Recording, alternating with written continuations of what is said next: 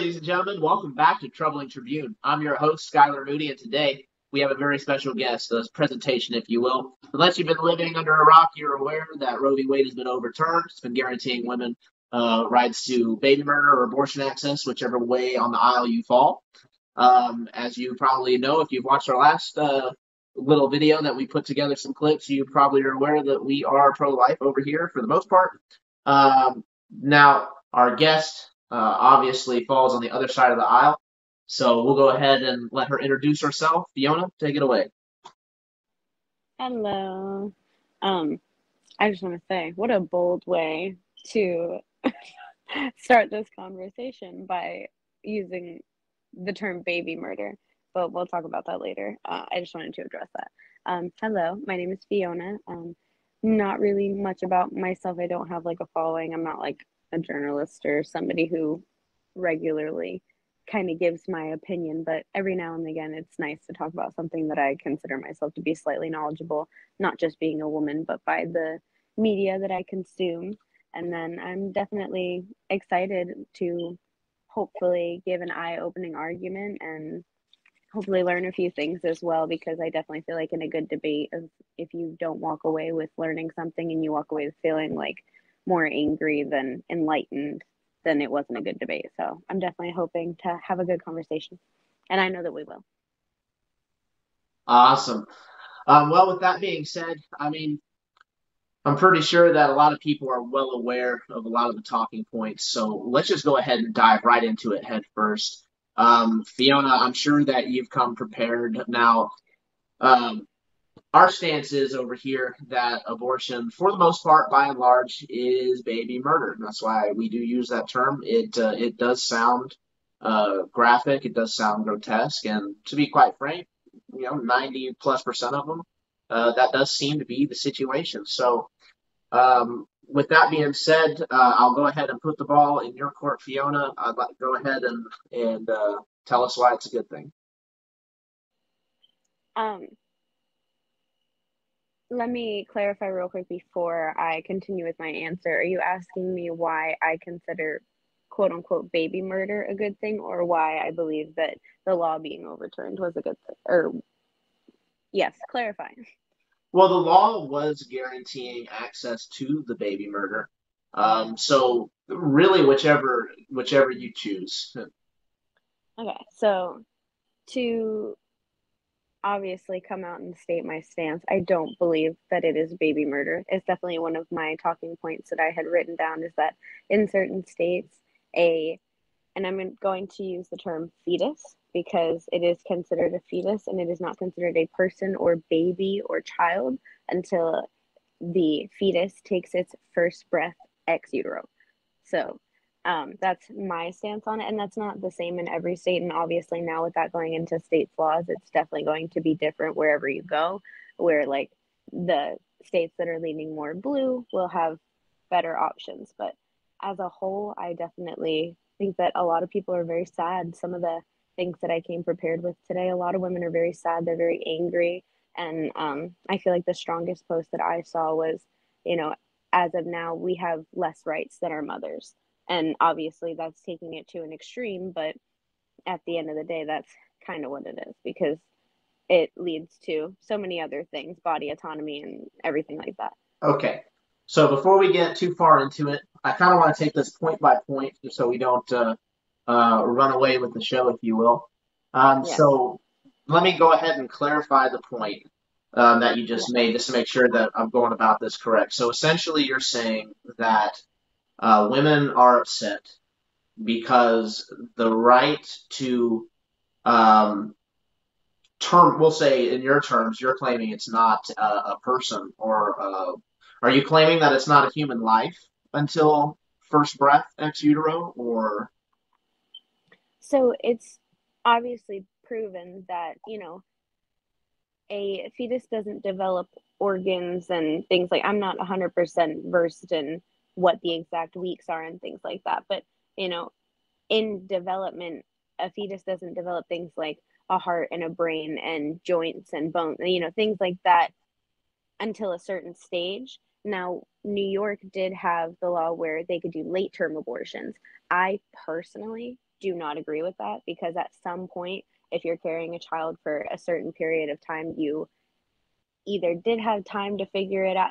That goes into my personal opinion, which I don't want to touch entirely on getting into personal feelings as Sure. opposed to And just to kind of work us back to the point too, because it big things. seems that the crux of your point so far is that um, it's not a human life or it's not a human life worthy of rights until, um, well, at first you said ex utero, but then you said that you oppose the up to birth ruling.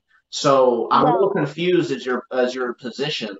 absolutely. And let me clarify, because giving a person rights is entirely different than making decisions for what you would consider to be another human life.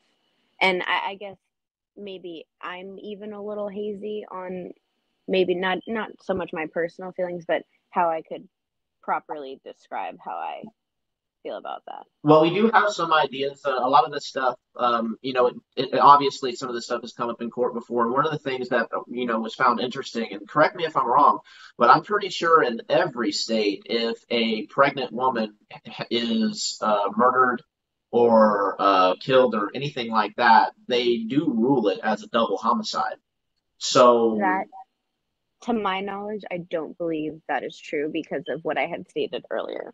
And again, if we end up talking about this in the future, or if we take a little break in between, I can definitely fact check some stuff. But as far as I'm aware, and it could have changed over the years, but same thing applies. If it were a thing where, say, an emergency C-section was performed where it wasn't at the hospital, and then the baby died afterwards, and I am using the word baby because after that it is like a baby that has been born some way or another. If they can prove scientifically if that baby took a breath or not. Now, if they can prove that the baby took a breath, then yes, they could be charged with murder, whatever the circumstances are. But unfortunately, if they can't prove that the baby took a breath, then I don't, in my knowledge, I don't believe that it would be charged as murder as much as like unlawful abortion is why that term was created. sure. So, and I just want to touch on that as well. What is so special between either the birth canal or the breath that the child takes? What's so special about that magically grants the rights? Well, it's just like what makes what gives a US citizen natural born rights, being born in the United States. So you have to be born in general to get those rights. And like, every person who is an American citizen has natural born rights, or who is born in America and, has those natural born rights. So I think it kind of stems back to that, like I said, about what we were touching on earlier. Well, I would go back to, and I have looked at this, and that's why I stated earlier that in cases where a woman has been murdered and she's with child, and it doesn't matter if she's 3 weeks pregnant or if she's 9 months pregnant, 8 months pregnant, it is ruled as a double homicide. And that reason why that is because lawfully we already have kind of agreed that it is a human life, and human life has value as general. Even without the law, I'm sure we can agree that it's preferable to protect human life than it is to diminish human life. Can we agree on that point? Absolutely. Okay. So if we agree on that point, um, then I'd like to go ahead and move on to a point that we have on our end, and that is that if a mother's best option is to kill their unborn child, that's not necessarily a good thing for women. There are across the board long-term mental and physical consequences to abortions. One of the arguments that the pro-abortionists or the pro-death party, I like to call them, one of their arguments is that women will go and seek unsafe abortions in lieu of legal abortions with this law Absolutely. being That's one overturned. of my points. However, there's actually no statistics that back that up. Prior to Roe v. Wade, there was actually less women dying from abortions, and that was legal and illegal. The truth is that abortion in general is a risky procedure and probably shouldn't be performed unless it's medically necessary. We kind of lost your feed there, Fiona.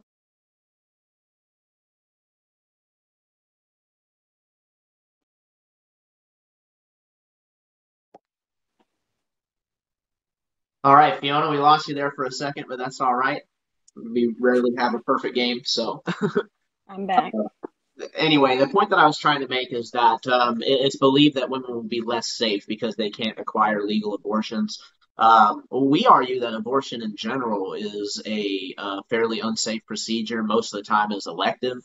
And unless it's something that's medically necessary, or I'd even go ahead and extend the courtesy to the rape and incest victims who hadn't had the chance to practice their bodily autonomy. So I would say you're sideways.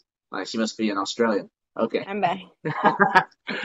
uh, but anyway, there's actually no statistical evidence that says that women are more safe now because we have allowed the access to abortion. There are still lots of women who die procuring legal abortions, as well as just medical mishaps in general. Women report having pieces of their baby being left inside them, and things like that, which is absolutely traumatic. I can't even imagine having something like that happen. Anyway, I'll go ahead and let you respond. I will address that in 2 points, and I'm going to say them first and then go from there. One, there are definitely complications that can come from obviously going and having the procedure, and that's not that's not me speaking on just abortions. That's also like removal of ovarian cysts and things like that. So that's point one. And then Well, you see the difference between removing an ovarian cyst that can potentially kill you and removing a perfectly healthy pregnancy. yes, absolutely. And that reminded me of what my second point was because I did forget. At what point do we get to, or at what point, who gets to decide who that 1% is? Who the 1%, like the rape victims or the victims of incest and things like that, like who gets to decide who that 1% is and if they get that procedure? I do have a post prepared if it's still there, obviously, because things are getting taken down with the heated climate of the internet. But it was a woman explaining that she was carrying a child who would not come to full term, and if the child was, or if the fetus was born, it would not have survived at all, and it would have never taken a breath. So she had a procedure that had been scheduled, and unfortunately, right when I believe, what did they change it on? Last Friday, if I'm not wrong, her procedure was completely canceled, Were and you they talking had about given. the text message that was posted? I don't think it was a text message. I think it was I'd have to double check. I have it saved whenever we get to, if you'd like me to try to pull it up, I absolutely can. You're fine. I believe I know which one you're talking about. I've seen several of them. Most of the time, they're just like either text messages or little posts. I haven't actually seen any actual receipts, if you will, for this happening. Mm-hmm. But I would say I agree. this. I would say in the scenario where the woman's life is obviously in jeopardy and the child's life is obviously in jeopardy at the same time, I think there's a little bit of leniency for that.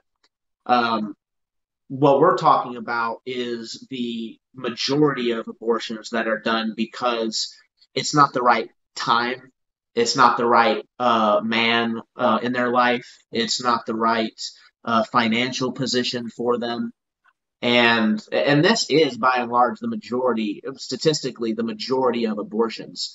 And as a society, as a country, I don't think that we should advocate or make things easier for people who just want to be less responsible. Let's just get right down to it. Absolutely. And I am really interested that you said that because I would like to give the same point and say that we need to hold men just as responsible because doesn't everybody say, like, especially when when young mothers complain about having children or having to take care of their babies, it's like, well, the two of you made the baby together. It is a two-way street. The phone goes both ways. Right. So So how there is so no how reason. often? And I completely agree with that point. I actually think that abortion has been a terrible thing both for men and women. It's allowed men to completely shut the responsibility and I just want to say real quick, I think it's very naive to think that men are just as affected by abortion as women are, because from my experience, and at least what I've seen, because I personally haven't experienced too many people who have either had to get an abortion or who have had been upset well, at their partner getting an I don't want abortion. to say that men have been equally as affected. I won't say that. I will just say that we have been affected. And I will say that abortion has been a net negative effect for the population of men. If you look specifically at what's happened to the African American and Black community, before, a lot of people don't realize that before the 1960s, a majority of Black men were still in the home, still helping raise families. And now, I mean, you probably don't even need to go check the statistic to see that most of the time now we're seeing Black children being born in homes without a father. And so this whole ordeal has created a society in which it's normal to shuck this responsibility of childcare. And I'm not in the camp that says that men should not be held accountable. Now, I do know that there are laws for men to be held accountable, that we can't unilaterally disregard our responsibility, if you will. You can say, oh, well, you can sign away your child's rights. Not necessarily. You can't, if you can sign it away if someone is willing to take on the rights for your child. If you don't have anybody that's willing to do that, you have to pay. And and that is the way that it should be. Men should have to pay to raise their children. So, but men can be drug into court for not paying child support. They can be drug into court to take a DNA test to find out if the child is theirs. How many of these in these scandalous scenarios? I can't remember which state it was in, but they just found 100 bodies of children between 20 weeks and full term, and police aren't even investigating what happened here. And this is something that needs to be investigated. There's a claim going around right now that it takes less licensing for an abortion clinic than it does to be a nail salon. I don't know how true that is, but I can understand the sentiment. There are some certain police stations that report, and if you go back, I do challenge you to go back and watch the documentary clips that I posted, maybe even go check out the full thing. But basically, abortion clinics have been caught covering up for abuse of women. Underage women, ages 14 and 15, will go in with much older boyfriends, 28, 31, clear cases of statutory rape. They'll say, my parents don't know, my boyfriend knows, he sent me in here. And instead of flagging or starting the procedure of rescue, they will just sell them the abortion and move about their way. So in no way do I think having the access to abortion has been a net benefit to women. I think women are devastated mentally after they get sold this choice. I think that women are, you think about it, when you're a young pregnant woman, you're in an emotional state. It's not hard. It's a common thing in sales that if you're in an emotional state, you can be talked into things. And these abortion specialists will sit there and wreck your plan for how you would have taken care of this baby, and will tell you that your best bet probably is to have an abortion. And the reason why they do that is no secret, is because that's how they make money. They don't make money on other procedures. They don't get a kickback for adoption. They only make money when an abortion is performed. So obviously the incentive is as such. Your your terminology that you use speaks volumes much more than your words do. But I do agree with some of the things that you said, absolutely. And as to the validity of abortion clinics licensing being easy to get as a nail salon, I don't know how true that is either. Both of them have to be equally as sanitary, but for a nail salon, really all you have to have is a license, as opposed to like, the degrees and the licensing to practice medical, do whatever. So, but I also wanted to add in, especially with what you had said towards the end, it's again, I don't want to use the word naive because I feel like that gives like a negative connotation, and I don't want you to think that I'm being condescending. Um, but I just think that it's not great to think that women can't think for themselves, and definitely in situations where abortion clinics were covering up situations of statutory rape. I don't think I anybody would. would I'll agree go with ahead that. and preface this. Although I do think that women are more emotional and more prone to make emotional decisions, I think men can fall into that trap just as easily. I think if a man is going through a very tough time, a very tough situation, I think any charlatan can come along and has a way better chance than if it was just a normal day. And we can agree that a pregnant woman looking at her options is probably not in the best place. Yeah, and I mean that has a lot to do with the way that the foster system is right now. Because yes, adoption does exist. And I did see a post recently that made a pretty decent point, is that if everybody in the world stopped having children right now, there would still be couples looking to adopt, and there would still be plenty of kids to be adopted, babies included.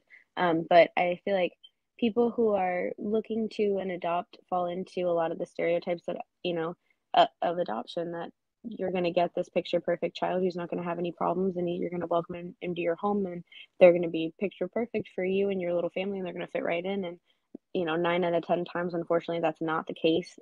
I personally have experience where I dated somebody pretty long term who was in the foster care system and actively lived in a group home, and had to be adopted out before they left. And yes, did get pretty decent benefits from the state, but at the end of the day, the misery that he suffered every single night calling me from the group home and having to deal with all the chaos and everything else that comes in between with being a foster kid, it just, the adoption thing, when people suggest adoption, it just really doesn't track. Because we need, if we're going to take the time to outlaw abortion or give it into the state's hands and then let them decide, then we should take that funding that we were giving, the extra funding that we were giving to Planned Parenthoods or specific abortion clinics, and put that towards like bettering the actual system, whether it be the foster care system or Well, just the I would overall. say, and because we're kind of drifting off into another point, Yeah. there is, excuse me,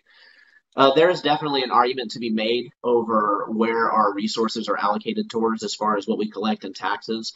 I'm not one personally for advocating for increasing the budget for the federal government at all, or even the state government for that matter. I think for by and large, it should be left up to the individual.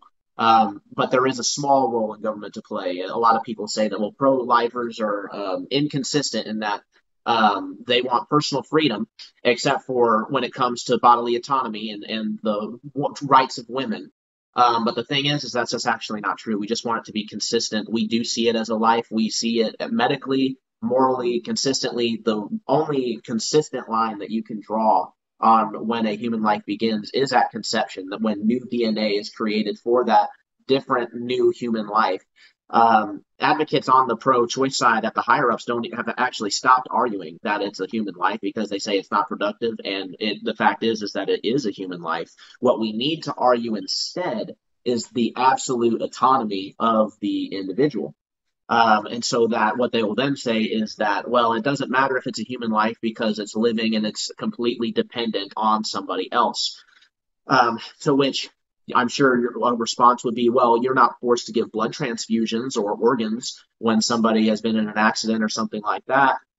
But the scenario between that and in which somebody actually actively practiced bodily autonomy to have sex and there's no medical issue interfering with them and there's really no reason why they shouldn't have this child other than they don't want to because it's going to be more difficult mentally and financially to have this child. There's no doubt about that. Having a child is a very difficult thing. I have two kids myself, so I know it's a big responsibility.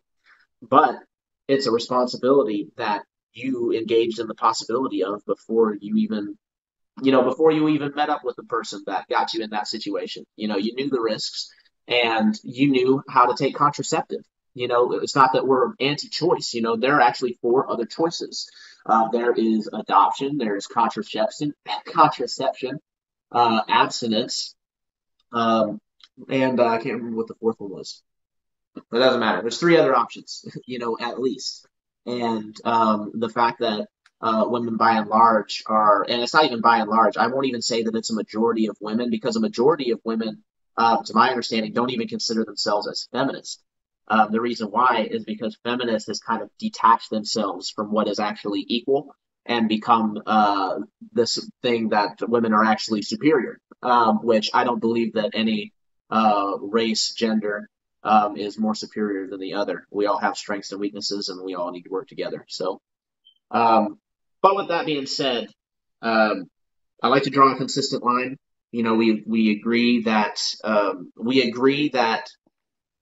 I guess we have to agree at a certain point inside the womb it is a life because you said that at a certain point they develop organs and all this stuff. So it sounded like you were about to make the argument that there is a line to be drawn of where it's okay to have an abortion.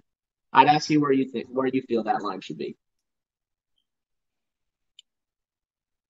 I believe that line, again, not 100% versed in what the weeks are and things like that, but if I'm not wrong, I believe that in most states before Roe v. Wade was overturned, abortions stopped at, I think, 20 weeks or 22 weeks. And that is, again, obviously us backed by whatever, scientific doctors and seeing the Would you be development of a fetus. surprised to know that the WHO actually says that it's safe up to 12 weeks? That would be, yeah, that's about 2.5 months. I mean, So you would probably then agree then that Florida's abortion ban on 15 weeks and up doesn't go far enough, right? no, I think that, again, I would need to do more research to understand the full development of a fetus in utero, but I think that 2 months is a good amount of time to know, because as a woman, when you miss your first period, you usually panic and you kind of have an idea of when it's going to come in around the month. So if it doesn't come within the first week or 2 weeks, every woman who I've known that that's happened to, they would go take a pregnancy test. And then you kind of know from there. So you definitely have plenty of time to figure it out and work it out. So Sure. I think So that, it sounds like you're almost in line. You're almost in line with the Texas heartbeat bill because the heartbeat starts at 6 weeks. So that's a month and a half. 2 months in, I mean, you say 2 months should give a woman plenty of time. I mean, could you meet him in the middle then at 2 weeks and say that that's a fair bill? 2 weeks from finding out or 2 weeks from conception? No, from neither, from the 8 weeks that you were going to give women. Yeah. Okay. Well, I think we got some common ground there. That's awesome. And that's something that if with the Roe v. Wade in effect, I don't think a lot of people understand this, but that heartbeat bill was actually pretty much illegal for them to pass until that Roe v. Wade situation did get dealt with. So the reason why the Roe v. Wade being overturned was a good thing, regardless of what side of the spectrum you fall on, is that it puts the power back into the hands of the states, which is one step closer to being in the hands of the people. It's way easier to sway the outcome of, and I use that term loosely because just good politicianing can sway the outcome of an election. I'm not talking about anything nefarious, but it's much easier to see the outcome of a local election, like a state election, than it is to see something like on the federal scale, like the presidency and that whole deal. So I do think it's a good thing that the people have a little bit more control over what they see as viable, because without that, you would have the low percentage of extremist left wings asserting that we need to be able to have abortions up to birth, and actually some states actually propose after birth up to 10 months, which is absolutely barbaric.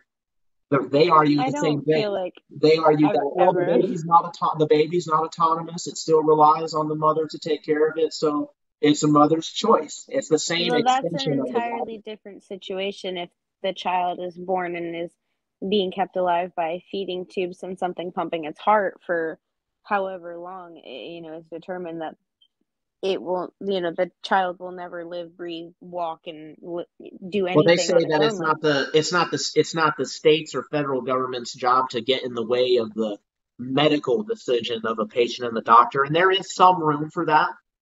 But Absolutely. Mhm. at the same time, if we leave that completely open, a blank check for doctors, let's make no mistake, doctors are there to make money. They're there to sell procedures.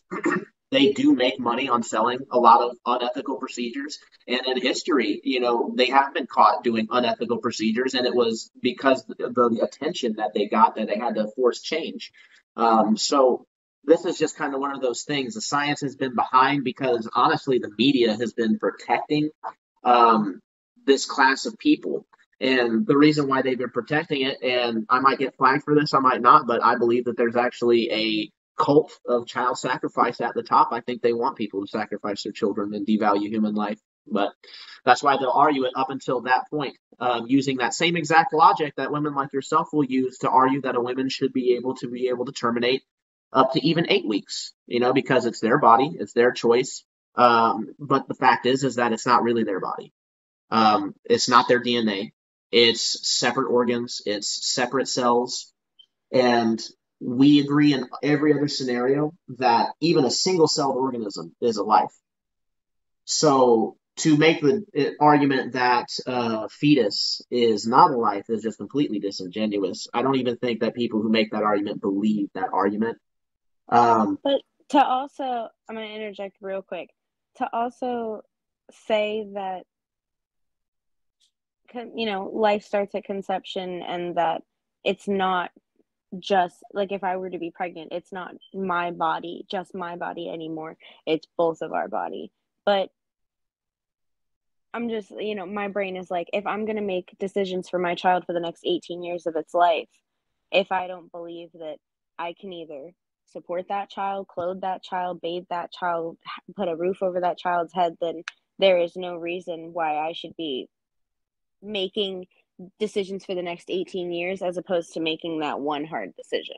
And I'm going to let you finish your point real quick, but I definitely have something that I want to kind of piggyback off of that. For sure. I would say this, and like I said before, I understand that raising a child is extremely difficult. It's one of the most difficult and rewarding things that a human can do. Um, but with that being said, I'm sure you're familiar with the idea of an underdog. Yeah. In sports, especially, like you're familiar with a team that's not expected to win, but then they pull it out, and a lot of times, sometimes players don't even believe in themselves. There are people who have said it's like, I didn't really know I could do that. I didn't know I could go that far. And humans like that that's just how we are, and so I understand if it seems like a daunting mountain to climb, and you may not feel in that moment that it's something that you would be able to do. But I think that I think that that's a bad argument to use to justify the abortion, because if we agree that abortion is a life and life is to be protected, and we agree, even if it can't be protected, that we should weigh on the side of life more than on the side of death. We should weigh on the side of life more on the side of, um, well, I won't even say freedom really, because I'm anti vaccine mandates. But I would just say that we do tend to weigh on the side of life in every other scenario. So in the scenario where you don't know that you can do it, why not weigh on the side of life and go for it? So, responding to what you just said, to err on the side of life, if do you know the year that Roe v. Wade was put into place? Not exactly. It was about 50 years ago. Okay, so if for the last 50 years, if we had erred on the side of life for every single person who went in to get an abortion, whether it was from bad circumstances, whether it was just because the person was under 18 or the girl was under 18, whether it was from, complications that would have hurt or killed the girl, like, all of these different scenarios, if we would have erred on the side of life, I truly believe that as a planet, we would not be able to physically sustain that, Well, because that's a it's not a secret that the world is continuing to deteriorate as we continue to repopulate. I actually would So, make the argument that it's not the main population of people deteriorating it. It is the major corporations that don't take the sustainability absolutely. into effect. There are things that we can do to be sustainable and support way more people than we even have now.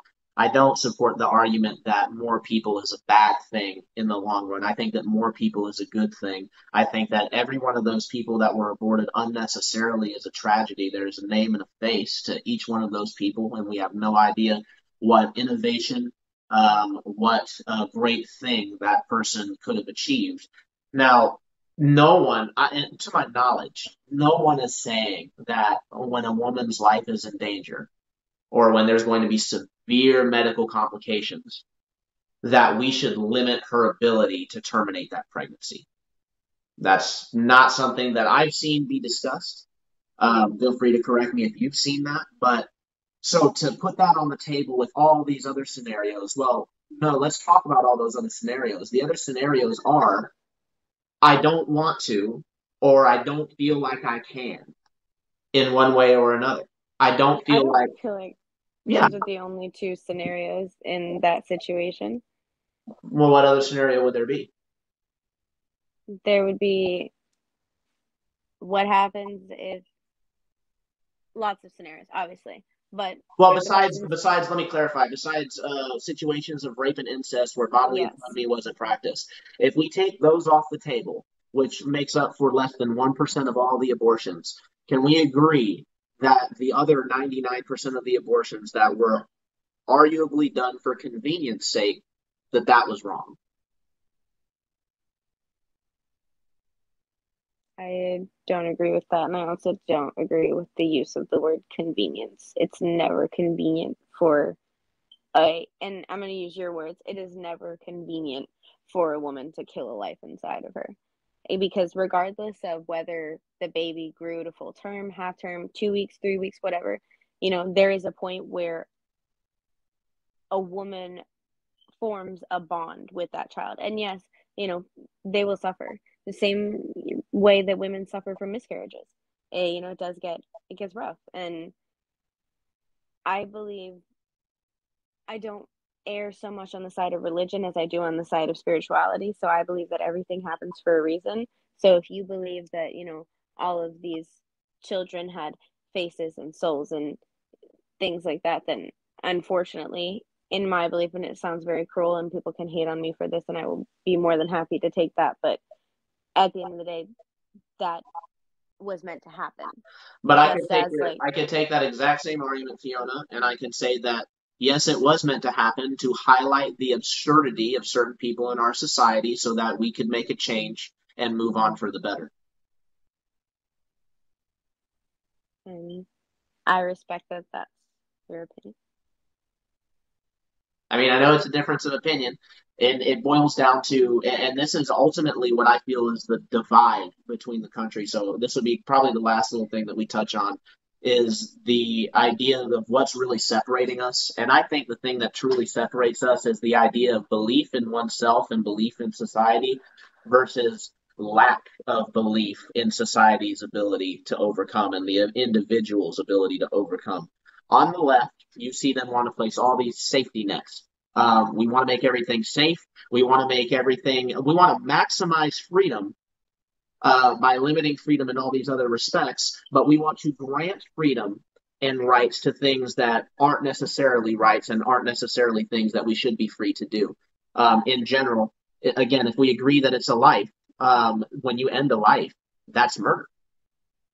And so, with that being said, by and large, as a society, we agree that murder is wrong. We've made this mental loop, this gymnastic on the left to be able to justify murder of the most innocent. Yes, And I but also do, as a society, sorry to cut you off, as a society, we also agree that, and you can't really tell me that I'm wrong on this because every single person has at least had one of these thoughts run through their head, is that like if somebody hurt somebody in our family, or if somebody saw something bad happening in broad daylight and it came down to it and you needed to be fight or flight and ride or die, like, you would probably give into that. So Sure. I don't know if I made that point right. I kind of trailed off at the end. No, I'm trying to figure out what you meant by it. Fight or flight, have to make a hard decision. What do you mean? We can skip over that. I'm sorry. I had a point and then it was totally lost by the time I got to the end. You're fine. So the middle ground, I'd say, well, we almost had middle ground, but then you kind of went back on it because you said that 8 weeks would kind of be a good idea. Texas heartbeat bill has it at 6 weeks, so you're only 2 weeks away from that. And women all across the country, or at least the ones that support abortion, are crying. Were crying because of that bill.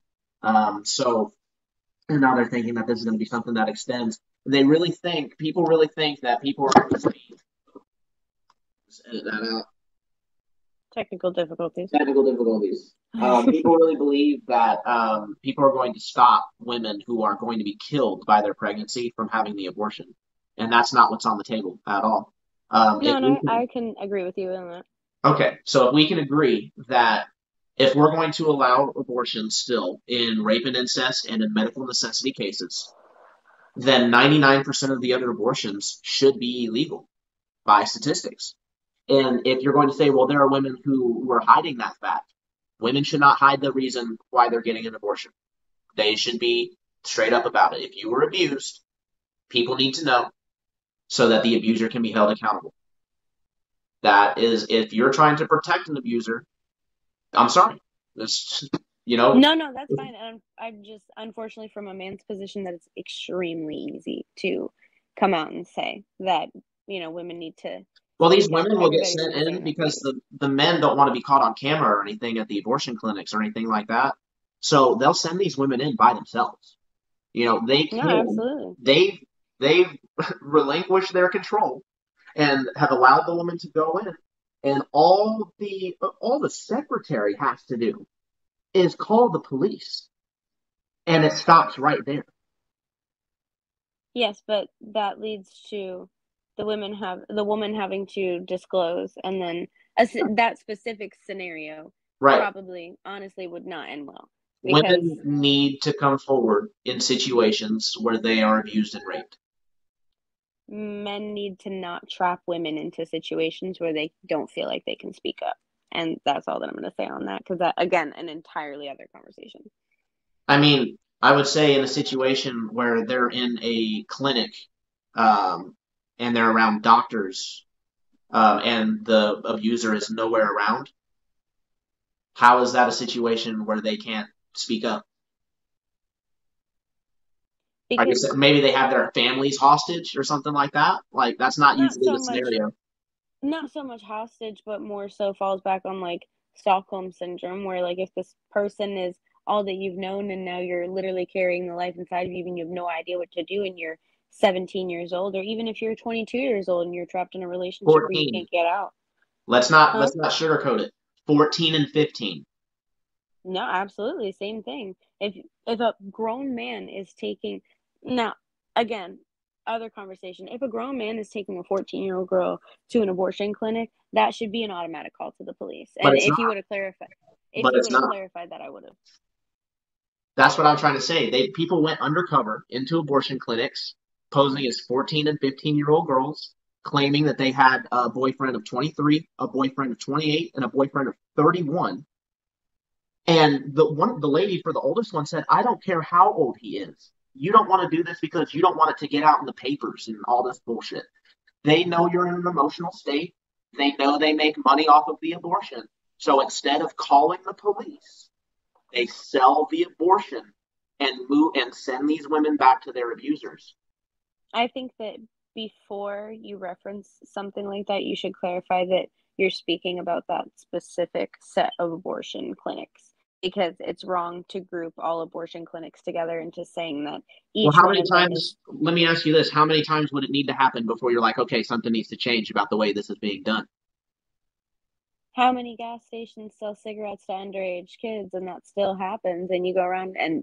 But they get busted sometimes and they get held accountable. And I'm saying that People should all get they do is arrested and get they their should be held license and accountable, but taken these away. people aren't. They literally are not held accountable. Police have done nothing for this. Police have said that they never get calls from abortion clinics about reported abuse. So they pretty much know. These are the people dealing with young, underage, vulnerable women who are pregnant who would be in the situation where they're being abused and So would not then be able to my speak up in question, another situation.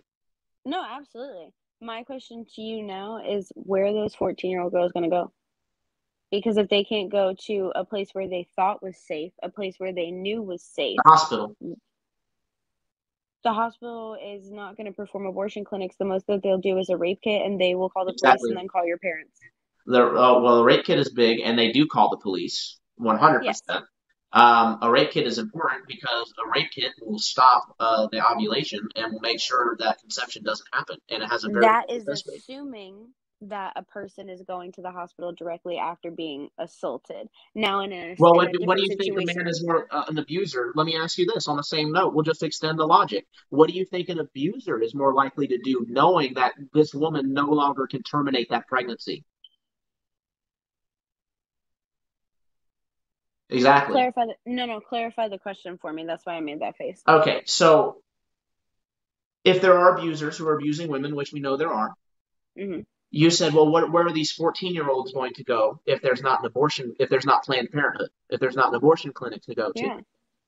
Yeah. Well, if the woman's trying to go somewhere, if the girl's trying to go somewhere, she can go to the hospital, or she can have a friend or herself call the police somehow, some way. There are options, even without the abortion clinic, since the abortion clinic clearly is not protecting these women, right? Yes, but So the what you're man, speaking on is assault. right? I So the had man, initially. Okay. men are not going to purposely impregnate their abuse victims at the best case scenario for them. Yeah. And then we're not killing babies, and that's a win. But sorry, you're bouncing back and forth a little bit. Well, So if they're not going to first, get reported either way, do we want to kill a baby or do we not want to kill a baby? no, hold on. Give me a second. Let me clarify. Um, at first, I thought we were just talking about like a 14-year-old girl in general. I didn't assume that we were speaking of assault, but I should have because you said like abusers. Um, let me clarify what I meant by my question of where those girls supposed to go. Now, when it comes to assault, yes, the first place I would recommend them going is absolutely the hospital, especially immediately after.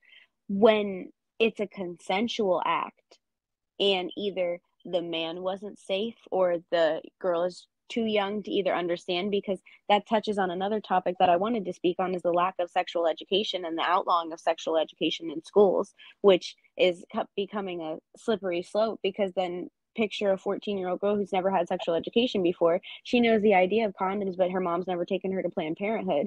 And then here comes this 28-year-old dude who has every knowledge of birth control, female condoms, vasectomies, contraceptive, everything in between, and he doesn't either offer contraceptive or do, because that does happen often. If you're preying on a younger girl, this man is not going to care about, unless it's a continued prolonged abuse, they're not going to care about using a condom or impregnating their victim or anything like that. At that point, if you are an abuser and they are like a rapist, and I will say that word, then it's like a serial of things continuing to happen like that.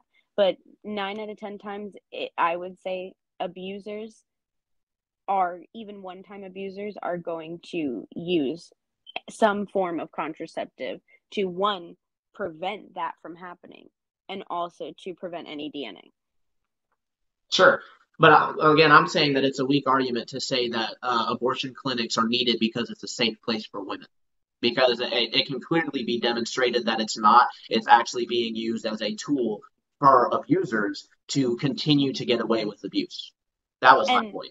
those specific, like, I'm gonna say it again, those specific clinics, absolutely. But I'm not going to put all abortion clinics and Planned Parenthoods in this box of Well, preying on I know, younger girls. and I know you would hesitate to do that because it would be bad for your worldview. Not bad. But the I don't fact is, believe. though, is that, and I would pose this question to you again: how many different abortion clinics would it need to happen in before you started to think maybe we should at least change the way that we're at least licensing them?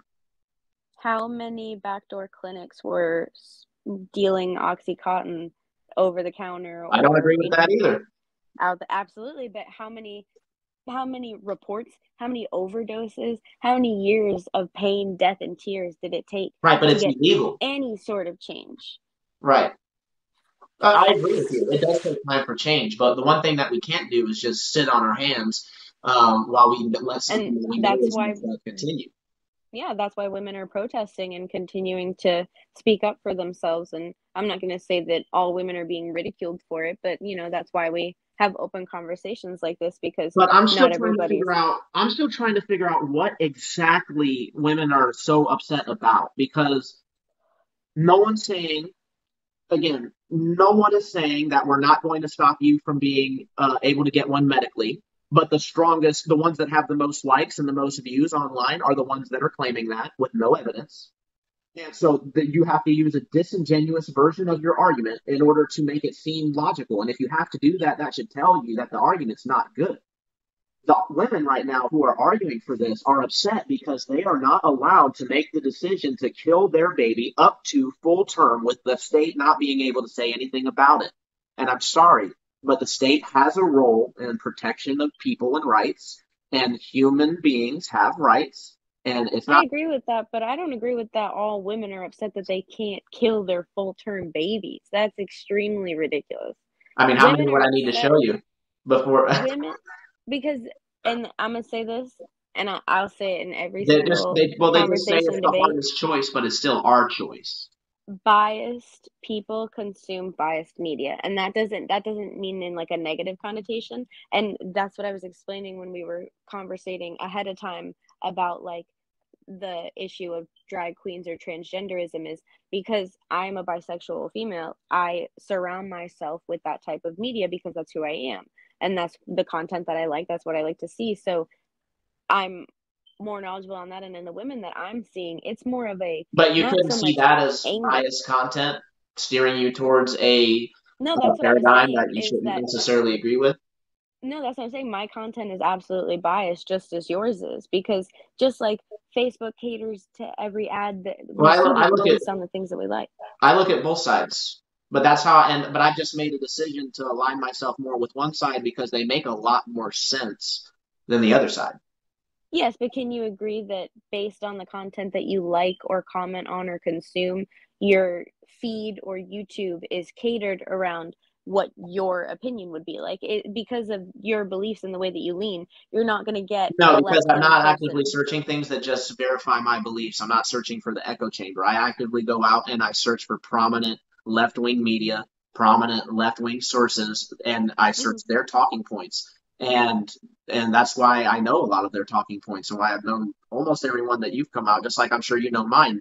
Because even though you're in somewhat of an echo chamber, I know every once in a while you reach across the aisle and see what the other side is saying.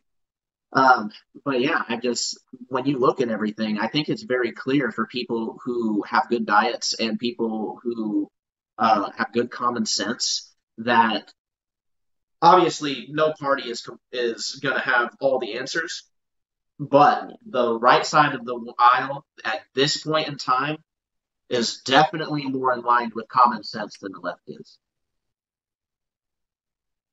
The Um, common sense being, I could ask you point blank, um, are you pro abortion? You'd obviously say yes. Um, what about vaccine mandates?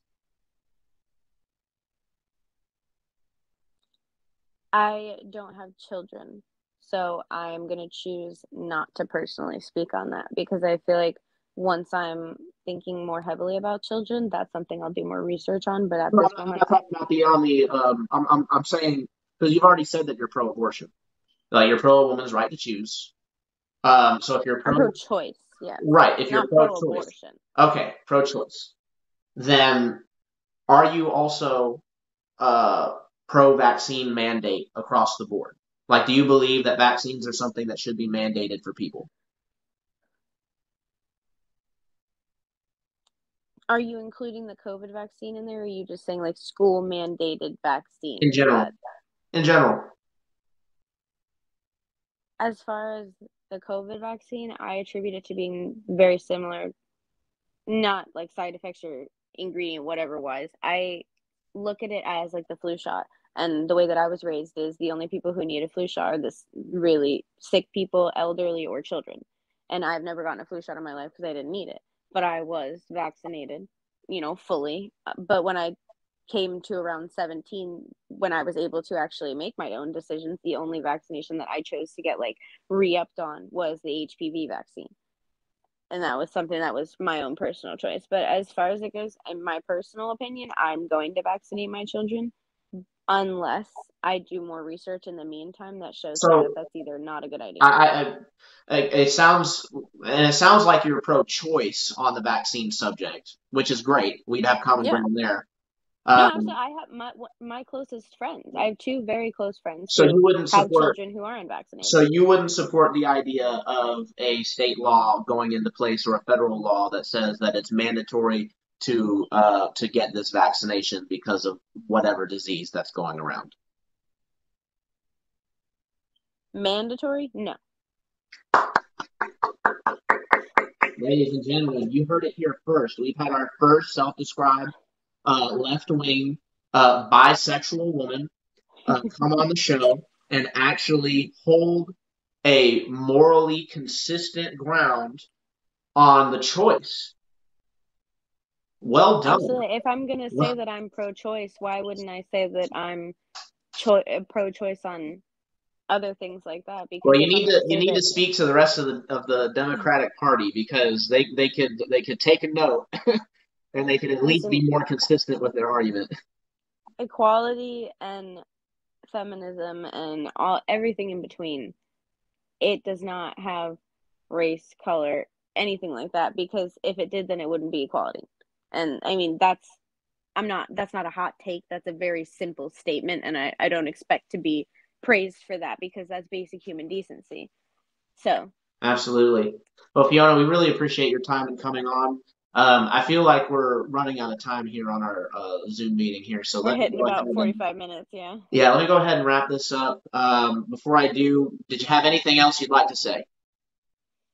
Looking over my list, we kind of touched on everything that I really wanted to touch on. I'm sure if anything new develops, we'll definitely touch more on what the conversation is, and then next time if we do talk about a similar topic, then I will definitely come armed with a couple more facts that'll support my argument a little better, because I feel like it was a little shaky. But yeah, next time I'm going to have to get somebody more controversial. I'm going to want somebody that says, yes, it is a baby, and I do want to kill it. In Georgia, and specifically women of color, have the highest abortion rates.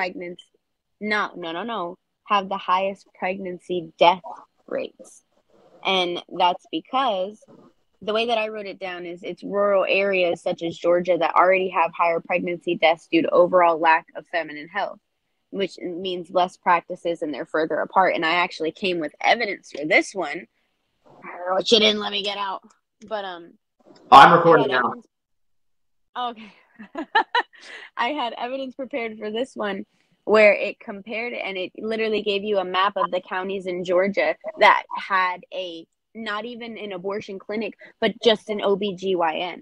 So that was one of the points that I was going to bring up. So now, like, yes, the Roe v. Wade overturning specifically, like, targeted abortions, it's going to trickle down into Planned Parenthood and things like that. Well, funding and whatever. Planned Parenthood is almost exclusively abortions now.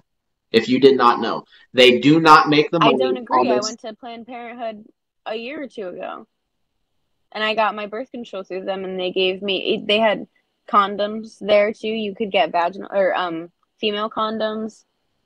Okay, you can do that at a doctor too. I've never been to a doctor where they've. Well, that's what would if you haven't. I mean, that's obviously what would happen, because contraception has not been outlawed. Well, yeah, obviously. You can still find that, on the shelves. You can still go and get that.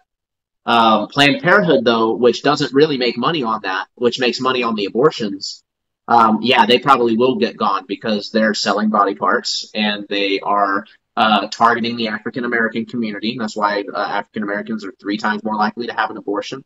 And this comes from people who actually work in the abortion clinics. They say we were told to go out to low But how do income. you figure? Because an abortion isn't like Well, because they go covered out and they under put any. flyers and stuff, and they put their billboards out in low income ghetto areas where they have high population of black people. Yeah, I get that, but how do they pay for it? You're talking about a $400-500 procedure, maybe even more, plus That's why they recovery time. wanted to I do don't. the state funded abortion. That's why they wanted to do taxpayer funded abortion on demand, or you're a bigot. Okay, but they didn't, and they still had to market to those No, they're people. trying. So how did they? They were still trying to until Roe v. Wade got overturned, and now they can't even. Oh, you lost me on that one. I'm sorry. Well, I started thinking they too hard. were pushing, and they probably will still push it in states that abortion they think is still going to be legal in. Um, but in the states where it's not going to be as legal, we'll say, they're obviously not going to be pushing for the state funded abortion at all. Yeah. I mean, I don't think that this state should pay for abortions. Well, the federal government's already trying to, in response to the Roe v. Wade, they're saying we need to open up abortion clinics on federal land and all this other stupid stuff that's never going to happen. I mean, that's fine. Make it federally protected, but then that would just be going backwards to what y'all did in the first place. So You what would be can't the make it point of federally that? protected. That'd be it. That would literally be treason. The Supreme Court has ruled. Anything else would be sedition. Something I also didn't get to mention is, which has been coming up more now that the dust has kind of settled with everybody being upset and everything, is I had thought of it when you were talking. So, like, for women, right? As far as contraceptive options, okay? And not even just contraceptive for sex, like just options of being safe. Say a woman like myself doesn't want to get pregnant. Okay, I have the option of a birth control pill, an IUD, which everything that I list that's going to be any form of birth control besides a non-hormonal birth control is all extremely fucking toxic. Yes. Will ruin your brain chemistry and Yes. chemicals and will fuck you up Abstinence is if the it's best not what option. specific. It This is. isn't the 70s. We can't be preaching abstinence. It's You unrealistic, can. honestly. It You is the can. best option, but it's unrealistic. That's not. But It's only unrealistic to you because you've been trained in school that it's unrealistic, and we're told through media that it's unrealistic that's because not true. we have the free sex movement right now, and it's basically a movement of degeneracy. When I was in all the way up until I had my first serious boyfriend when I was like 13, I told everyone, all my aunts, everyone, that I was going to be a virgin until I was like 40 and that I was never interested in having sex. For the longest time, I thought I was asexual. I have no preconceived notion about sex in my head at all. But can't say the same for everybody else in the world. And I can agree that media and everything like that has definitely shaped the way that we view, and it's up to us to break from that. We're talking about personal choice, right? That's what that's basically what the majority of this conversation has been about. So if we're talking about personal choice, abstinence is a personal choice. It's as deeply a personal choice as choosing to do contraception or choosing to have an abortion. Yes. Let me roll back to my point that I was going to make.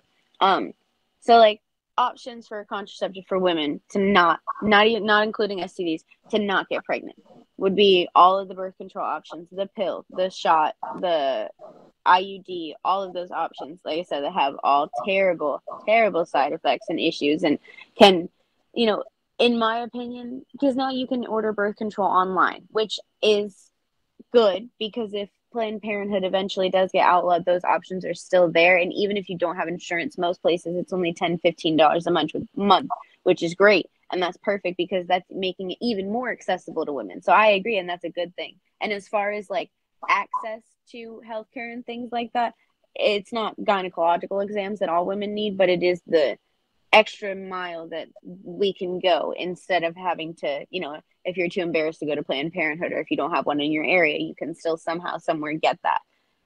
But there's you know, Okay, so that would take away the argument that Planned Parenthood is something that's necessary, even if it doesn't do abortions. I mean, I'd say that it's not. I say we can easily replace it. but things like the pill club that send you your birth control and a fancy little sticker aren't going to give you the necessary sexual and reproductive health that your doctor can give you. I had to, I mean, personally, like TMI, I had to go to the gynecologist So, but the Planned to, Parenthood, I thought, is not your doctor. I thought the Planned Parenthood was just the doctor that you go to see about your options for when you're pregnant. no, An from my OBGYN understanding, is something that's completely different. That's a vagina doctor, basically, right? I mean, yes, but they have gynecologists at Planned Parenthood. That's like one of the in my but my point is understanding. that you don't need Planned Parenthood for a gynecologist. So women are still going to be able to get Yes, but their even health if, care. but what about in the areas mentioned in Georgia that don't have actual gynecologist practices, but they have a Planned Parenthood because it's state funded? What Well, they about that? need Then where else are you going to get your shit? where you live is a deeply personal choice, and we all have to live with the consequences of where we decide to live. Maybe when you're picking a place, you should pick a place that has an OBGYN or a doctor close by. That's fair. And now because of these situations like these, women have to go that extra mile and make that extra thought. So Well, now when I think what of about the buying a free house in the market? future for my daughter, I have to look and see if there's going to be reproductive and sexual health in the area. Not only that, I have to double check that my daughter's school is going, and even if my son's school is going to be teaching reproductive health or Why about would you want the STDs. state who messes up everything that they do to teach your kids about reproductive health? Why not you teach them Because about reproductive health? that's a fair argument, but I didn't go to medical school and I didn't learn those things. I mean, if somebody So you wants need to to go to load me so a you need to go to medical school to know how to make whoopee. no, let me say if if somebody wants to upload me the teacher curriculum that they use in fucking sex ed, I'll do it at home myself. I would prefer to do that. Don't get me wrong, but overall, I don't know. What about those weird? I What about those weird pedophile teachers? I know that you not to put any names out there to put anybody on blast, but I know that you know about a situation where someone was in a vulnerable position and they were being taken advantage of by a healthcare worker. I don't think I know the specific instance you're speaking of, but You reported it. oh. You reported it, Fiona. Oh That yeah. right there is a prime example of why we should not leave sexual education and stuff like that in the hands of the state. How does that correlate? So the people who are making the rules of what the state teaches are those healthcare workers and those psychiatrists. They are the ones saying what's okay to teach kids at what age. They're grooming children, Fiona. That's been the argument from the right the whole time. Not that we don't want kids to know what sexual education is. We don't want our kids being groomed. Well, I agree with that. Exactly. I don't know. I guess I kind of fall back on the boomer or the older mindset of if I learned that way, then my kids should learn that way. Because, some people and some parents, especially with like stories of their first time of losing their virginities and things like that, like sometimes that's not always a pleasurable experience. And also, some people had sex way earlier than what they would want their children to. Let But me me, ask on you the other this, hand, and I know it's uh-huh. funny because you brought up the boomer mindset and stuff. Which generation, just looking at it at face value, we don't even really need to like dig deep into statistics, but if you looked at like which generation seems more traditional, Mm-hmm. which generation would it be? It certainly wouldn't be the younger one, right? No, and refresh me real quick on like boomers would be like our parents. So I'd say No, like, boomers are your grandparents. all right, refresh me. Go ahead. Do you know the Well, years? boomers might be your parents. My That's mother. what I was thinking, like 75 and before, or like maybe, yeah. Yeah. Because my mom was born in 75, and I definitely consider her a boomer. Struggles with the iPad. She's like borderline millennial. I can't remember exactly what the thing is, but it's not Well, she important. likes, yeah, she Um, likes rap music, but I feel like I borderline on something too. Like I don't stick to either you're side familiar. because You're familiar with the term degeneracy, right? I know what a degenerate is. So if you're committing degeneracy, okay. All right, yeah. Degeneracy is happening in which generation the most, you think? The newest one, like the one that came after me, because I was born in 2001, so I'd say Right. 2002 and And after. then right after that, who's second in line?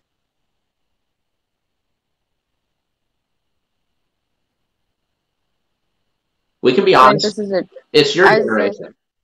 yeah, And then right. second in line after that is my generation. Yes. Even though we're kind of in the same, we're basically the same, but we're like 10 years apart.